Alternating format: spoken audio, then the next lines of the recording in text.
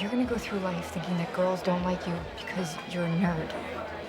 And I want you to know from the bottom of my heart that that won't be true. For a movie with fast and witty dialogue and sometimes very emotionally charged acting, I think it's fascinating that what makes this movie emotionally connect with me is its theme. Good morning, good afternoon, good evening, everyone. My name is Connor, and I'm just a regular guy with no formal training, just trying to explain why I love movies. And in this video, I want to break down why The Social Network uses its subdued theme to impress emotions upon me that quite possibly dialogue couldn't. Now, two things before I start.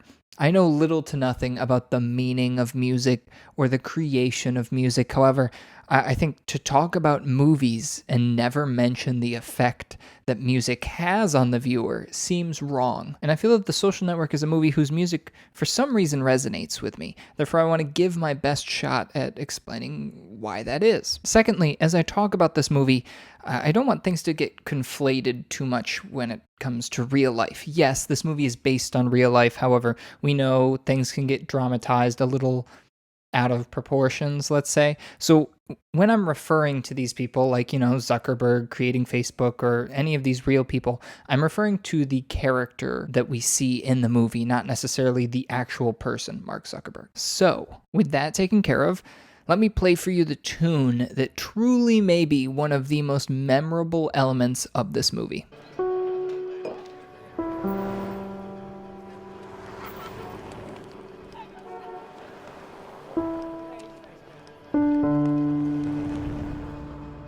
It really is an interesting piece, sort of channeling, right, like that Joker theme in The Dark Knight with the chaotic, tense noises prevalent in the background. But it's the singular notes of the piano that echo in my brain as they're played over and over again. It's like the sad, melancholy sound that always ends with a bassy low note at the very end that's kind of intimidating.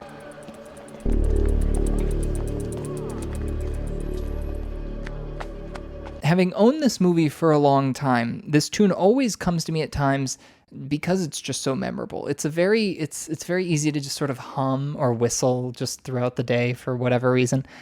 But why do I think it's important to the movie? Well, we all know music is super important. Like I said, you can't talk about movies without mentioning the music a lot of times. So when I talked about The Matrix earlier, the Matrix music is a part of the movie. It's a huge part of the movie. Or even look at Up.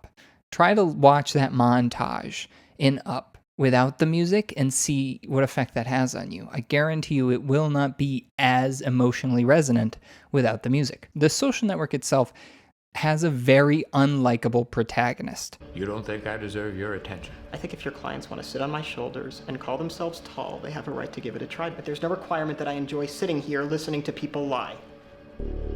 You have part of my attention. You have the minimum amount. He's coming to fame and unwittingly kind of just falling into success, and he's pissing a lot of people off. He's ripping a lot of people off. He's making wrong decisions, and he's just very naive to everything that's going on, and he's successful as it's happening. With David Fincher directing and Aaron Sorkin screenwriting, this movie could very easily be one that feels completely cold and calculated because these two do that tone so well. They did, Sorkin did Moneyball, and David Fincher, he's done stuff like Mindhunter on Netflix. He did the movie Seven, I believe. That foreboding sense, scene after scene with the quick and witty dialogue, it's really fun to listen to. It's definitely a highlight of these kinds of movies. That's why I like a lot of Aaron Sorkin movies. Frankly, you did spend an awful lot of time embarrassing Mr. Zuckerberg with the girl's testimony from the bar. I'm not embarrassed. You just made a lot of that up. She was under oath. And I guess that would be the first time somebody's lied under oath. But it's the opening theme that allows this movie to have that humanity and that emotional depth. I love Andrew Garfield, and I love the acting and the performances in this movie without a doubt. I don't want to talk down to their influence on things, but without those piano notes, without that scratchy tune in the background, there is no soul to this movie, in my opinion. To give my best interpretation of the score, I believe in the context of the movie, there's a lot happening. Things move fast, people move fast, it's chaotic and messy and tense constantly with hearings and all that, and that's the scratchy noise. I see the scratchy noise in those elements of the plot. It's all this nonsense that's going on, and it kind of confuses you from what the heart of the issue is. That feeling of dread, knowing bad things are coming, that sense of paranoia you feel from those scratchy sounds are what Zuckerberg feels in his head, trying to keep pushing through as things get darker and darker and things get muddled and he's getting confused. Honestly, when it comes to him choosing between Savrin and Sean Parker, I think it's very similar to that thing that happens in Return of the King, where Frodo chooses Gollum instead of Sam. Something happens where he just gets a little too confused and he loses who his real friend is, thinking, he chooses Gollum. He chooses, not to say Sean Parker is Gollum, but in this instance, he would be. You signed the papers. You set me up. You're gonna blame me because you were the business head of the company and you made a bad business deal with your own company? It's gonna be like I'm not a part of Facebook. It won't be like you're not a part of Facebook. You're not a part of Facebook. My name's on the masthead. You might want to check again. That's when the piano comes in. The piano is Zuckerberg. Those soft, sad little notes, trying not to get swept up in all the noise because the fame, the popularity, and all that stuff, it gets loud, but it's never really what he wants. And I think the movie does a really good job at explaining and kind of teasing that, this isn't really what's driving him. He might say things like, oh, I want to be part of crew, I want to be, part of final clubs and all this stuff. But there's something that always comes back. And you see at the end, he did really all of this because of his desire for a relationship, because of that ex-girlfriend. I love it when movies reveal their plot in the first scene, and The Social Network does just that. Zuckerberg, when he's talking with his girlfriend at the time, is discussing rowing and joining fraternities, being popular, and he's really trying to impress her with his, his intellect, with his smarts, all that stuff. You got a 1600? Yes, I could sing in an acapella, but I can't Does that sing. mean you actually got nothing I could wrong? row crew or invent a $25 PC. Or you get into a final club? Or I get into a final club.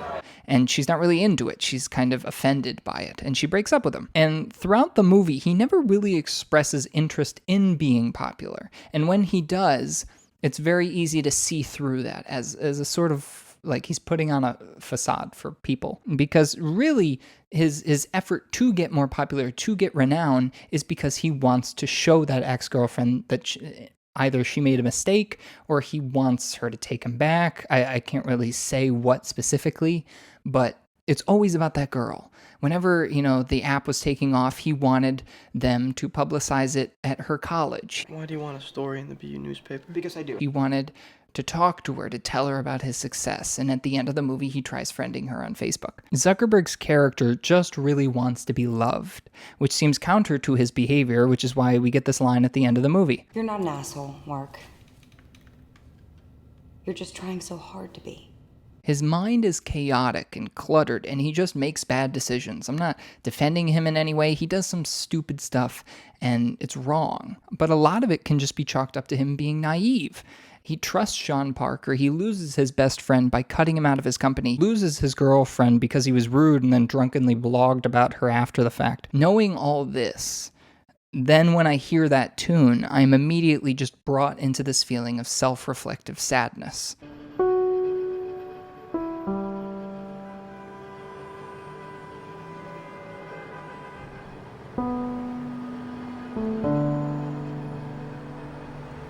Because this tune really helps the story progress in telling the tale of an immensely successful billionaire driven by a desire to be loved by a woman he scorned long before anyone knew who he was. There's so much to unpack in that sentence alone, but my focus today was to speak on the film's theme. And so I'll leave you with this. The Social Network depicts a cold and calculated world filled with incredibly smart people, doing things I could not comprehend, but it relates to me because its main character is driven by something as simple as lost love. So that's all I got for this week. Thank you guys for tuning in. If you like the Social Network movie, give me a like, put something in the comments, subscribe, do all that, and you'll hear from me next week. So long.